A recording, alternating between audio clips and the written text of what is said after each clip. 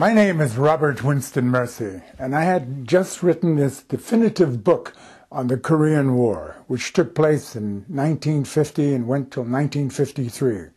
Unknown to a lot of people, we had suffered 150,000 men killed, 210,000 wounded, 4 million Chinese died, countless millions were wounded, cities were destroyed, hundreds of thousands of Korean soldiers and civilians had died, and yet it was called a police action. This book is the most definitive book ever written on the Korean War. Number one, it was written by myself, a frontline infantry soldier who served there from the very first day of combat through an entire year. I commanded an all-Asian platoon. We ran out of GIs after a while. The replacements weren't coming in. We were down to nothing.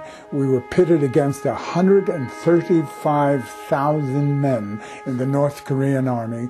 They came with tanks, Air Force, backed up infantry, motorcycle battalions, and we had everything of 8,000 men against 135. The South Korean army, which was supplied by the United States government, was given everything for a defensive campaign. They had no tanks, they had no airplanes, they had no heavy artillery.